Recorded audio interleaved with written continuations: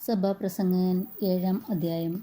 മേൽത്തരം പരിമളതൈലത്തേക്കാൾ സൽപ്പേരും ജന്മദിനത്തേക്കാൾ മരണദിനവും ഉത്തമമാണ്. സദ്യ നടക്കുന്ന വീട്ടിൽ പോകുന്നതിനേക്കാൾ നല്ലത് വിലാപം നടക്കുന്ന വീട്ടിൽ പോകുന്നതാണ്.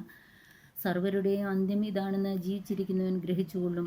ചിരിക്കുന്നതിനേക്കാൾ മേന്മ കരയുന്നതിനാണ്. അത് മുഖം മ്ലാനമാക്കുമെങ്കിലും ഹൃദയത്തിന് ആശ്വാസം നൽകും. ജ്ഞാനിയുടെ ഹൃദയം കണ്ണീരിൻ്റെ ഭവനത്തിലാണ്, മൂഢൻ്റെ ഹൃദയം ആഹ്ലാദത്തിൻ്റെ ഭവനത്തിലും. ഭോഷൻ്റെ ഗാനം കേൾക്കുന്നതിനേക്കാൾ ജ്ഞാനിയുടെ ശാസനകൾ കേൾക്കുന്നതാണ് നല്ലത്. കലത്തിനടിയിൽ ചുള്ളിവിറക് കിരികിര കത്തുന്നത് പോലെയാണ് ഭോഷൻ്റെ ചിരി. ഇതും മിഥ്യ തന്നെ. മർദ്ദനം ജ്ഞാനിയെ ഭോഷനാക്കും നിശ്ചയം. കൈക്കൂലി മനസ്സിനെ ദുഷിപ്പിക്കുന്നു. ഏതിൻ്റെയും അന്തമാണ് ആരംഭത്തേക്കാൾ മെച്ചം. അഹങ്കാരിയേക്കാൾ ക്ഷമാശീലൻ ഉത്തമനാണ്. ക്ഷിപ്രകോപമരുത്. കോപം ഭോഷൻ്റെ മടിയിൽ വിശ്രമിക്കുന്നു. കഴിഞ്ഞ കാലം ഇന്നത്തേക്കാൾ മെച്ചമായത് എങ്ങനെയെന്ന് ചോദിക്കരുത്. ജ്ഞാനത്തിൽ നിന്ന് വരുന്നതല്ല ഈ ചോദ്യം. ജ്ഞാനം പിതൃസ്വത്ത് പോലെ ശ്രേഷ്ഠമാണ്. ജീവിക്കുന്നവർക്ക് അത് ഉപകരിക്കും.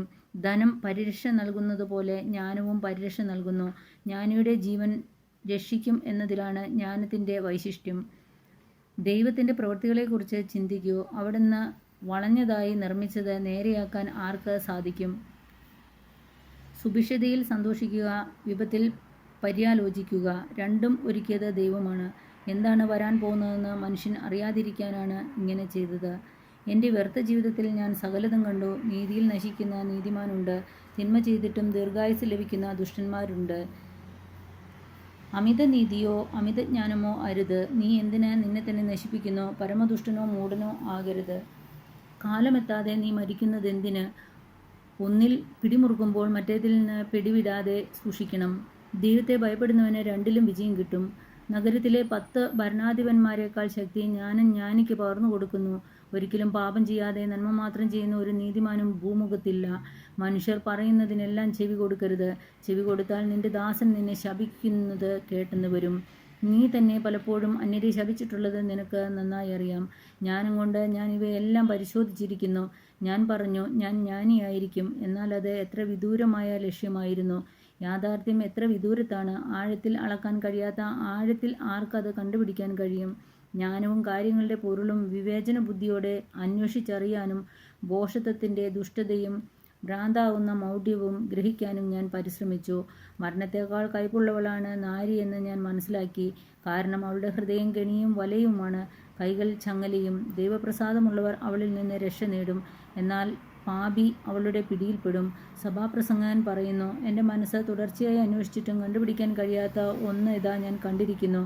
അല്പാൽപമായി അറിഞ്ഞതിൻ്റെ ആകെത്തുകയാണിത്. എൻ്റെ മനസ്സ് ആവർത്തിച്ച് അന്വേഷിച്ചിട്ടും കണ്ടെത്താൻ കഴിയാത്തതാണിത്. 1000-ലൊരുവനെ ഞാൻ പുരുഷനായി കണ്ടു, എന്നാൽ ഒരുവളെയും സ്ത്രീയായി കണ്ടില്ല. ഞാൻ കണ്ടത് ഇതാണ്: ദൈവം മനുഷ്യനെ സരളഹൃദയനായി സൃഷ്ടിച്ചു, എന്നാൽ അവൻ്റെ സങ്കീർണ പ്രശ്നങ്ങൾ അവൻ്റെ തന്നെ സൃഷ്ടിയാണ്. സഭാപ്രസംഗകൻ 8-ാം അധ്യായം. ജ്ഞാനിയെപ്പോലെ ആരുണ്ട്? പൊരുളറിയുന്നവൻ ആരുണ്ട്? ജ്ഞാനം മുഖത്തെ പ്രശോഭിപ്പിക്കുന്നു, പരുഷഭാവത്തെ അകറ്റുന്നു. ദൈവനാമത്തിൽ ചെയ്ത ശപഥമോർത്ത് രാജകൽപ്പന പാലിക്കുക. അനിഷ്ടകരമെങ്കിലും അവൻ്റെ സന്നിധി വിട്ടുപോയി ഉടനെ അത് ചെയ്യുക. യഥേഷ്ടം പ്രവർത്തിക്കുന്നവനാണല്ലോ രാജാവ്. അവൻ്റെ വാക്ക് അന്തിമമാണ്. നീ എന്ത് ചെയ്യുന്നു എന്ന് അവനോട് ചോദിക്കാൻ ആരും മുതിരും. കൽപ്പന അനുസരിക്കുന്നവന് ഒരു ഉപദ്രവവും ഉണ്ടാവുകയില്ല. ജ്ഞാനി തക്ക സമയവും വഴിയും അറിയുന്നു. മനുഷ്യജീവിതം ഭാരതത്തിന് അടിപ്പെട്ടതാണെങ്കിലും ഓരോന്നിനും അതതിൻ്റെ സമയവും നീതിയുമുണ്ട്. ഭാവി അവന് അജ്ഞാതമാണ്. അത് എങ്ങനെ ഇരിക്കുന്നു എന്ന് പറയുവാൻ ആർക്ക് കഴിയും? പ്രാണനെ പിടിച്ചു നിർത്താനോ മരണസമയം നിശ്ചയിക്കാനോ ആർക്ക് കഴിയും? യുദ്ധസേവനത്തിൽ നിന്ന് വിടുതൽ ഇല്ല. ദുഷ്ടതയ്ക്ക് അടിമയായവരെ അത് മോചിപ്പിക്കുകയില്ല. മനുഷ്യൻ മനുഷ്യൻ്റെ മേൽ അധികാരം സ്ഥാപിച്ച് ദ്രോഹിക്കുന്നതിനിടയിൽ സൂര്യന് കീഴിലുള്ള എല്ലാത്തിലും സൂക്ഷ്മ നിരീക്ഷണം നടത്തി കണ്ടെത്തിയതാണിത്. ദുഷ്ടന്മാരെ സംസ്കരിക്കുന്നത് ഞാൻ കണ്ടു. വിശുദ്ധ സ്ഥലത്ത് വ്യാപരിച്ചിരിക്കുന്നവരാണ് അവർ. ഇതൊക്കെ ചെയ്ത തങ്ങളുടെ നഗരത്തിൽ അവർ ശ്ലാഘിക്കപ്പെട്ടിരിക്കുന്നു. ഇതും മിഥ്യ തന്നെ. തിന്മയ്ക്കുള്ള ശിക്ഷ ഉടൻ നടപ്പാക്കാത്തതിനാൽ മനുഷ്യമക്കളുടെ ഹൃദയം അതിൽ മുഴുകുന്നു. 100 തവണ തിന്മ ചെയ്തിട്ടും ദുഷ്ടൻ്റെ ജീവിതം സുദീർഘമാണെങ്കിലും ദൈവഭക്തന് എല്ലാം ശുഭമായിരിക്കുമെന്ന് എനിക്ക് നന്നായിട്ടറിയാം. കാരണം അവൻ ദൈവസന്നിധിയിൽ ഭക്തിയോടെ വ്യാപരിക്കുന്നു. നീചന് നന്മ കൈവരുകയില്ല. ജീവിതം നിഴൽ പോലെ നീട്ടാനും അവന് കഴിയുകയില്ല. കാരണം അവൻ ദൈവസന്നിധിയിൽ ഭയത്തോടെയല്ല വ്യാപരിക്കുന്നത്. നീതിമാന്മാർക്ക് നീചന്മാരുടെ പ്രവൃത്തികൾക്ക് യോജിച്ച അനുഭവവും നീചന്മാർക്ക് നീതിമാന്മാരുടെ പ്രവൃത്തികൾക്ക് യോജിച്ച അനുഭവവും ഉണ്ടാകുന്നു എന്നത് ഭൂമിയിലുള്ള ഒരു മിഥ്യയാണ്. ഇതും മിഥ്യയാണെന്ന് ഞാൻ പറഞ്ഞു. ഇവിടെ ഞാൻ നിർദ്ദേശിക്കുന്നത് സന്തോഷിക്കുക എന്നാണ്. ഭക്ഷിക്കുകയും പാനം ചെയ്യുകയും ആനന്ദിക്കുകയും ചെയ്യുന്നതല്ലാതെ വേറെ ഭാഗ്യമില്ല. ഇത് സൂര്യന് കീഴെ ദൈവം അവന് നൽകിയിരിക്കുന്ന ആയുഷ്കാലത്തെ പ്രയത്നങ്ങളിൽ അവനെ തുണയ്ക്കും. ജ്ഞാനത്തെ അറിയാനും മനുഷ്യൻ്റെ വ്യാപാരങ്ങൾ മനസ്സിലാക്കാനും ഞാൻ രാപ്പകൽ വിശ്രമമെന്നിയെ പരിശ്രമിച്ചു. അപ്പോൾ കണ്ടത് ദൈവത്തിൻ്റെ കരവേലകളാണ്. സൂര്യന് കീഴെ നടക്കുന്ന പ്രവൃത്തികളെല്ലാം കണ്ടുപിടിക്കാൻ മനുഷ്യന് സാധ്യമല്ലെന്നാണ്. എത്ര ബുദ്ധിമുട്ടി അന്വേഷിച്ചാലും അത് കണ്ടെത്തുകയില്ല. അത് കണ്ടുപിടിച്ചുവെന്ന് ബുദ്ധിമാൻ അവകാശപ്പെട്ടാലും അത് അവന് അതീതമത്രേ. സഭാപ്രസംഗകൻ 9-ാം അധ്യായം. നീതിമാന്മാരെയും ജ്ഞാനിയെയും അവരുടെ പ്രവൃത്തികളെയും ദൈവം നിയന്ത്രിക്കുന്നുവെന്ന് ഞാൻ ആഴത്തിൽ ചിന്തിച്ചറിഞ്ഞു.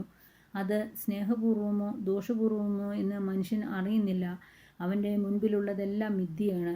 എന്തെന്നാൽ നീതിമാനും നീചനും, സന്മാർഗിക്കും ദുർമാർഗിക്കും, ശുദ്ധനും അശുദ്ധനും, ബലി അർപ്പിക്കുന്നവനും അർപ്പിക്കാത്തവനും, നല്ലവനും ദുഷ്ടനും, ശപഥം ചെയ്യുന്നവനും ചെയ്യാത്തവനും ഗതി ഒന്നുതന്നെ. എല്ലാവർക്കും ഒരേ ഗതി വന്നു ചേരുന്നത് സൂര്യന് കീഴെ എല്ലാ പ്രവൃത്തികളിലും അടങ്ങിയിരിക്കുന്ന തിന്മയാണ്. മനുഷ്യഹൃദയം തിന്മ കൊണ്ട് നിറഞ്ഞിരിക്കുന്നു. ജീവിതകാലം മുഴുവൻ അവർ ഭ്രാന്ത് കൊണ്ട് നിറഞ്ഞിരിക്കുന്നു. അതിനുശേഷം അവർ മൃതലോകത്തിൽ എത്തുന്നു. എന്നാൽ ജീവിക്കുന്നവരോടൊപ്പം എണ്ണപ്പെടുന്നത് എന്നിട്ടും പ്രത്യാശയുണ്ട്. ജീവനുള്ള നായ ചത്ത സിംഹത്തേക്കാൾ ഭേദമാണല്ലോ. കാരണം ജീവിക്കുന്നവർക്കറിയാം തങ്ങൾ മരിക്കുമെന്ന്. മരിച്ചവരാകട്ടെ ഒന്നും അറിയുന്നില്ല. അവർക്കൊരു പ്രതിഫലവും ഇനിയില്ല. അവരെക്കുറിച്ചുള്ള സ്മരണ അസ്തമിച്ചിരിക്കുന്നു. അവരുടെ സ്നേഹവും ദ്വേഷവും അസൂയയും നശിച്ചു കഴിഞ്ഞു. സൂര്യനു കീഴെ ഒന്നിനും അവർക്ക് ഇനിമേൽ ഓഹരിയില്ല. പോയി സന്തോഷത്തോടുകൂടെ അപ്പം ഭക്ഷിക്കുക, ആഹ്ലാദഭരിതനായി വീഞ്ഞു കുടിക്കുക. കാരണം നീ ചെയ്യുന്നത് ദൈവം അംഗീകരിച്ചു കഴിഞ്ഞതാണ്. നിന്റെ വസ്ത്രം എപ്പോഴും ശുഭ്രമായിരിക്കട്ടെ. നീ തലയിൽ എണ്ണ പുരട്ടാതിരിക്കരുത്. സൂര്യനു കീഴെ ദൈവം നിനക്ക് നൽകിയിരിക്കുന്ന വ്യർത്ഥമായ ജീവിതം നീ സ്നേഹിക്കുന്ന ഭാര്യയോടൊത്ത് ആസ്വദിക്കുക. കാരണം അത് നിന്റെ ജീവിതത്തിൻ്റെയും സൂര്യനു കീഴെ നീ ചെയ്യുന്ന പ്രയത്നത്തിൻ്റെയും ഓഹരിയാണ്. ചെയ്യാനുള്ളത് സർവശക്തിയോടുകൂടെ ചെയ്യുക. എന്തെന്നാൽ നീ ചെന്നു ചേരേണ്ട പാതാളത്തിൽ ജോലിക്കോ ചിന്തയ്ക്കോ വിജ്ഞാനത്തിനോ അറിവിനോ സ്ഥാനമില്ല. സൂര്യനു കീഴെ ഓട്ടം വേഗമുള്ളവനോ യുദ്ധം ശക്തിയുള്ളവനോ അപ്പം ജ്ഞാനിക്കോ ധനം ബുദ്ധിമാനോ അനുഗ്രഹം സമർത്ഥനോ അല്ല ലഭിച്ചിരിക്കുന്നതെന്ന് ഞാൻ കണ്ടു. എല്ലാം യാദൃശ്ചികമായി സംഭവിക്കുന്നതാണ്. തൻ്റെ സമയം മനുഷ്യന് അജ്ഞാതമാണ്. മത്സ്യം വലയിൽപ്പെടുന്നതുപോലെയും പക്ഷികൾ കെണിയിൽ കുടുങ്ങുന്നതുപോലെയും കഷ്ടകാലം വിചാരിക്കാത്ത നേരത്ത് മനുഷ്യമക്കളെ കുടുക്കുന്നു. സൂര്യന് കീഴെ ജ്ഞാനത്തിന് ശ്രേഷ്ഠമായൊരു ദൃഷ്ടാന്തം ഞാൻ കണ്ടു. ഏതാനും ആളുകൾ മാത്രമുള്ള ഒരു ചെറിയ നഗരമുണ്ടായിരുന്നു. ശക്തനായ ഒരു രാജാവ് വന്ന് അതിനെതിരെ പ്രബലമായ ഉപരോധം ഏർപ്പെടുത്തി. എന്നാൽ അവിടെ നിർധനനായ ഒരു ജ്ഞാനി ഉണ്ടായിരുന്നു. അവൻ തൻ്റെ ബുദ്ധി കൊണ്ട് ആ നഗരത്തെ രക്ഷിച്ചു. പക്ഷെ ആരും അവനെ അനുസ്മരിച്ചില്ല. ദരിദ്രൻ്റെ ജ്ഞാനം അപമാനിക്കപ്പെടുകയും അവൻ്റെ വാക്കുകൾ അവഗണിക്കപ്പെടുകയും ചെയ്താലും ജ്ഞാനമാണ് ശക്തിയേക്കാൾ ശ്രേഷ്ഠമെന്ന് ഞാൻ പറയുന്നു. മൂഢന്മാരെ ഭരിക്കുന്ന രാജാവിൻ്റെ ആക്രോശത്തേക്കാൾ ശ്രേഷ്ഠമാണ് ജ്ഞാനിയുടെ ശാന്തമായ വാക്കുകൾ. ആയുധങ്ങളെക്കാൾ ശ്രേഷ്ഠമാണ് ജ്ഞാനം. എന്നാൽ വളരെയധികം നന്മ നശിപ്പിക്കാൻ ഒരൊറ്റ പാപി മതിയാകും. സഭാപ്രസംഗകൻ 10-ാം അധ്യായം. ചത്ത ഈച്ച പരിമളദ്രവ്യത്തിൽ സുഗന്ധം കലർത്തുന്നു. അതുപോലെ ചത്ത ഈച്ച പരിമളദ്രവ്യത്തിൽ ദുർഗന്ധം കലർത്തുന്നു. അതുപോലെ ജ്ഞാനവും പ്രശസ്തിയും കെടുത്താൻ അല്പം മൗഢ്യം മതി. ജ്ഞാനിയുടെ ഹൃദയം വലത്തോട്ടും വിഡ്ഢിയുടെ ഹൃദയം ഇടത്തോട്ടും ചായ്വ് കാണിക്കുന്നു. മൂഢൻ വഴിയെ നടന്നാൽ മതി. അല്പബുദ്ധിയായ അവൻ താൻ ഭോഷനാണെന്ന് വെളിപ്പെടുത്തും. രാജാവ് കോപിച്ചാൽ സ്ഥലം വിടാതെ അവിടെ തന്നെ നിൽക്കണം. വിധേയത്വം വലിയ തെറ്റുകൾക്ക് പരിഹാരമായി ഭവിക്കും. സൂര്യന് കീഴെ ഞാൻ ഒരു തിന്മ കണ്ടു. രാജാക്കന്മാർക്ക് പറ്റുന്ന ഒരു തെറ്റ്. ഭോഷൻ ഉന്നത സ്ഥാനത്തെത്തുന്നു. സമ്പന്നർ താണ തലങ്ങളിലിരിക്കുന്നു. അടിമകൾ കുതിരപ്പുറത്തും പ്രഭുക്കൾ അടിമകളെപ്പോലെ കാൽനടയായും സഞ്ചരിക്കുന്നത് ഞാൻ കണ്ടു. കുഴി കുഴിക്കുന്നവൻ അതിൽ വീഴും. ചുമരു പൊളിയുന്നവന് സർപ്പദർശനമേൽക്കും. കല്ലുവെട്ടുന്നവന് അതുകൊണ്ട് തന്നെ മുറിവേൽക്കും. വിറക് കീറുന്നവന് അതിൽ നിന്ന് അപകടം ഭവിക്കും. മുന തേഞ്ഞ ഇരുമ്പ് കൂർപ്പിക്കാതിരുന്നാൽ അധികം ശക്തി പ്രയോഗിക്കേണ്ടി വരും. എന്നാൽ ജ്ഞാനം വിജയം നേടുന്നു. മരിക്കുന്നതിന് മുൻപ് സർപ്പം ദംശിച്ചാൽ പാമ്പാട്ടിയെ കൊണ്ട് പ്രയോജനമില്ല. ജ്ഞാനിയുടെ വചനം പ്രസാദകരമാണ്. ഭോഷന്റെ ആദരം അവനെ തന്നെ ഗ്രസിക്കുന്നു. അവൻ്റെ മൊഴികളുടെ ആരംഭം വിഡ്ഢിത്തമാണ്. സംസാരത്തിൻ്റെ അവസാനം തനി ഭ്രാന്തും. തനിക്ക് ശേഷം എന്ത് സംഭവിക്കുമെന്ന് പറയാൻ ആർക്കും സാധിക്കുകയില്ല. വരാനിരിക്കുന്നത് ആരും അറിയുന്നില്ല. എങ്കിലും ഭോഷൻ അതിഭാഷണം ചെയ്യുന്നു. നഗരത്തിലേക്കുള്ള വഴി അറിയാതെ കഷ്ടപ്പെട്ട് ഭോഷൻ തളരുന്നു. ശിശു ഭരണം നടത്തുകയും രാജകുമാരന്മാർ ഉഷസ്സിൽ വിരുന്നുണ്ണുകയും ചെയ്യുന്ന രാജ്യമേ നിനക്ക് ഹാ കഷ്ടം. ആഭിജാത്യമുള്ള രാജാവിനെ ലഭിച്ച രാജ്യം ഭാഗ്യമുള്ളത്. അവിടെ രാജകുമാരന്മാർ ശക്തി ആർജിക്കാൻ വേണ്ടി ഉന്മത്തരാകാനല്ല, ഉചിത സമയത്ത് മാത്രം വിരുന്നു നടത്തുന്ന രാജ്യം ഭാഗ്യമുള്ളത്. ഉടമസ്ഥൻ അശ്രദ്ധനായാൽ മേൽക്കൂര ഇടിഞ്ഞു വീഴും, അവൻ അലസനായാൽ പുര ചോരും. അപ്പമുണ്ടാക്കുന്നത് സന്തോഷിക്കാനാണ്, വീഞ്ഞ് ജീവിതത്തിന് ആനന്ദം പകരുന്നു. എന്നാൽ എല്ലാത്തിനും പണം വേണം. രാജാവിനെ വിചാരത്തിൽ പോലും ശപിക്കരുത്, ഉറക്കറയിൽ പോലും ധനവാനെയും. ആകാശപ്പറവുകൾ നിന്റെ ശബ്ദം ഏറ്റെടുക്കും. ഏതെങ്കിലും പദത്രിജാതി അക്കാര്യം ഉതിർത്തെന്നു വരും. സഭാപ്രസംഗകൻ 11-ാം അധ്യായം. അപ്പം നീ വെള്ളത്തിലേക്ക് എറിയുക, പല നാളുകൾക്ക് ശേഷം അത് നീ കണ്ടെത്തും. 7 or 8 കാര്യങ്ങളിൽ ധനം മുടക്കുക. ഭൂമിയിൽ എന്ത് തിന്മയാണ് സംഭവിക്കുക എന്ന് നീ അറിയുന്നില്ലല്ലോ.